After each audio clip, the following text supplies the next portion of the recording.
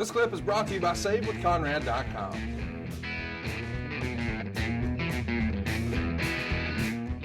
Let's talk about Kevin Nash. He shows up the day of the show. He's got a staph infection. He's unable to wrestle. Was there any heads up about him having a staph infection? I feel like there was, I mean, I don't remember specifics, but, I feel like we had enough of an advance notice that things aren't going in their direction. We knew Kevin was or they knew Kevin, or Dusty knew Kevin was unhappy. I don't recall all the specifics of all this.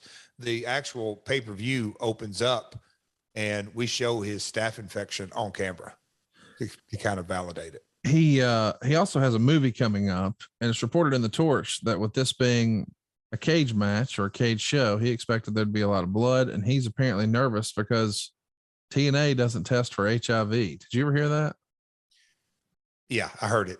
I kind of think it was. I'm not saying this to be funny, but we started to learn a little bit about blood disease and HIV specifically, really in large part because of Magic Johnson. And That sounds silly, but he was really the first. I remember when COVID first started, it was just this thing. And then when Tom Hanks got it, America went, what? Tom Hanks got it. And so now it was very much on everybody's radar. And it was sort of the same thing with Magic Johnson. And I'm not saying this to be rude, but once upon a time, and this sounds awful, but once upon a time, a lot of Americans thought, well, HIV and AIDS, that only affects homosexual males. And the idea that Magic Johnson got it was like, wait a minute, what? Mm-hmm. And so for the first time, America had a conversation about it. But that at this point was 15 years prior or more. And in the Observer here, that the Torch, or not the Torch, or not the Observer, but the Torch was reporting that TNA didn't test for that. How far behind the times was wrestling? Well, I don't think it was necessarily just TNA specifically, but it feels almost as if a lot of folks in wrestling turned a blind eye to that and thought, well, that wouldn't happen here. Is that fair to say?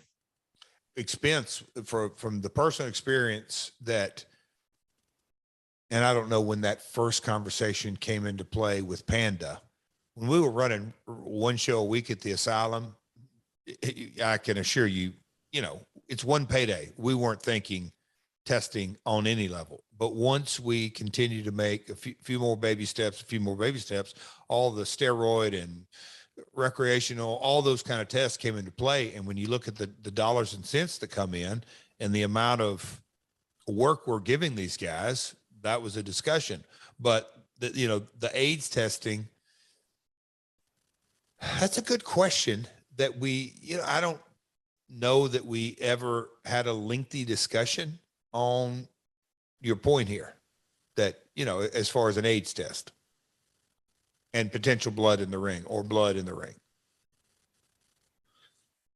Hey, it's Conrad Thompson. Thanks for checking out the podcast here on YouTube. Be sure to hit the subscribe button and the notifications bell so you get a notice anytime we upload some new content. And go save yourself some money right now. If you're in a 30-year loan or you have credit card debt, it's not a matter of if I can save you money. It's a matter of how much.